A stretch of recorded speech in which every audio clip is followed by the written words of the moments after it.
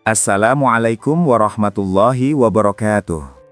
Pada kesempatan kali ini, saya ingin berbagi cerita menarik tentang pengalaman pribadi saya dulu sewaktu bekerja sebagai TKI di Arab Saudi ya teman-teman.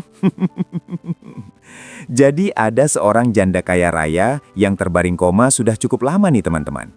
Kasihan ya teman-teman. Di sini saya tidak tahu beliau sakitnya apa. Karena sudah beberapa dokter ahli menangani, tidak ada satupun yang dapat merubah keadaan sang janda itu menjadi semakin membaik. Nah, biar tidak penasaran seperti apakah perjalanan cerita saya selanjutnya, yuk langsung saja masuk ke cerita selengkapnya.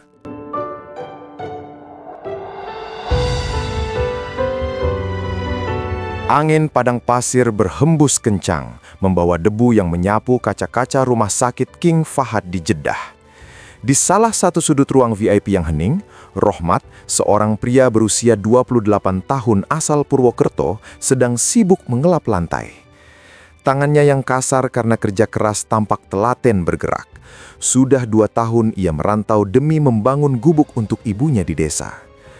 Rohmat bukan sekadar petugas kebersihan biasa. Ia memiliki kebiasaan unik, selalu membisikkan doa atau melantunkan ayat suci saat bekerja di dekat pasien yang tak berdaya.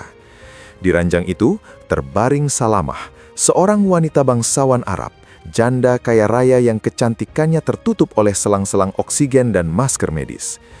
3 bulan sudah Salamah koma setelah kecelakaan tragis yang menewaskan suaminya. Ya Allah, kasihan sekali ibu ini. Harta melimpah, tapi nyawanya bergantung pada kabel-kabel ini.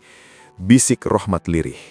Tiba-tiba, monitor jantung di samping tempat tidur berbunyi tit, tit, tit, dengan irama tak beraturan. Rohmat panik, namun ia teringat pesan neneknya di Purwokerto. Suara yang tulus bisa menembus alam bawah sadar. Rohmat mendekat. Dengan keberanian yang muncul entah dari mana, ia memegang pinggiran tempat tidur dan mulai melantunkan surah Ar-Rahman dengan cengkok Jawa yang lembut namun berwibawa. Ar-Rahman, Allamal Qur'an. Suara Rohmat menggema di ruangan sunyi itu. Tanpa ia sadari, jari manis Salamah bergerak sedikit. Sang perawat masuk dengan tergesa. "Siddiq, apa yang kamu lakukan?" bentak perawat itu dalam bahasa Arab. "Maaf, saya hanya merasa dia kesepian," jawab Rohmat terbata-bata dengan bahasa Arab pas-pasan. "Keluar, biar dokter yang menangani." Rohmat keluar dengan kepala tertunduk. Namun keajaiban mulai sore itu. Laporan medis menunjukkan aktivitas otak Salamah meningkat tajam saat mendengar frekuensi suara Rohmat. Dokter kepala, Dr. Al-Fayyad, merasa heran. Selama 3 hari berikutnya, ia sengaja membiarkan Rohmat berada di dalam ruangan saat jam istirahat. "Lanjutkan bicaramu, Rohmat. Katakan apa saja," perintah dokter. Rohmat bercerita tentang sawah di Purwokerto, tentang mendoan yang hangat, dan tentang kerinduan pada ibunya. "Ibu Salamah, Anda harus bangun. Di luar sana matahari sangat cerah.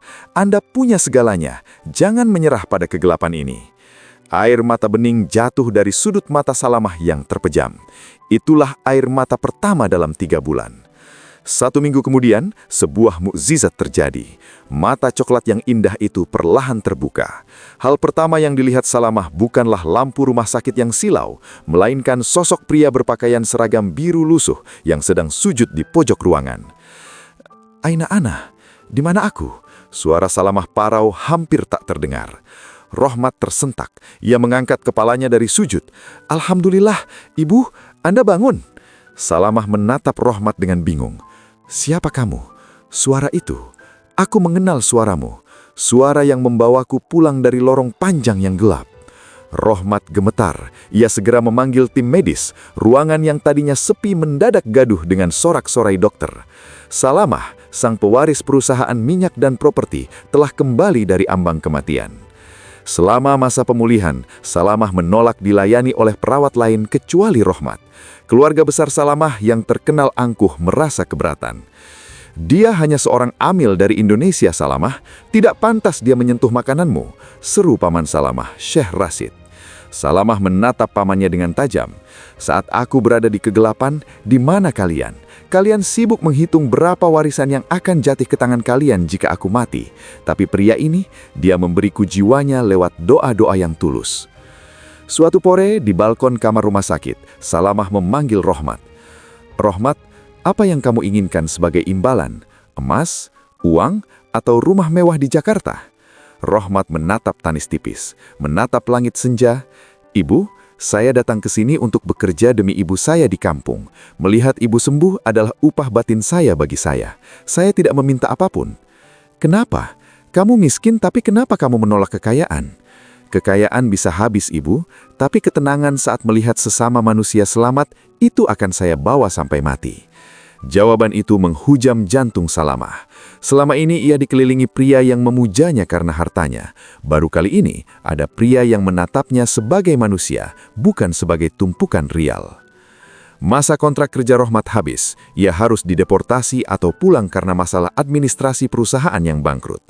Rohmat tidak memberitahu Salamah. Ia tidak ingin membebani wanita yang baru pulih itu. "Saya pamit, Ibu. Semoga Ibu selalu sehat," ucap Rohmat di hari terakhirnya. "Kamu mau kemana? Besok aku akan kontrol ke fisioterapi. Kamu harus menemaniku," ujar Salamah manja. Saya ada urusan penting." Rohmat pergi dengan tas ransel tua. Ia meninggalkan secarik surat di bawah vas bunga. Saat Salamah menemukan surat itu, isinya adalah, "Ibu Salamah, maaf saya tidak pamit secara langsung. Saya harus pulang ke Purwokerto. Ibu saya sedang sakit. Terima kasih sudah mengizinkan saya menjadi saksi kebesaran Allah atas kesembuhan Anda. Tetaplah menjadi orang baik." Salamah menangis sejadi-jadinya. Ia mengerahkan seluruh anak buahnya untuk mencari Rohmat ke bandara, namun pesawat telah lepas landas menuju Jakarta. 6 bulan berlalu, Rohmat kembali menjadi petani di desanya. Meski hidup pas-pasan, ia bahagia bisa merawat ibunya. Namun hatinya tak bisa bohong, ia merindukan wanita Arab yang ia selamatkan itu. Suatu pagi, desa yang tenang itu geger. 3 mobil mewah berwarna hitam melintas jalanan sempit yang biasanya hanya dilewati traktor.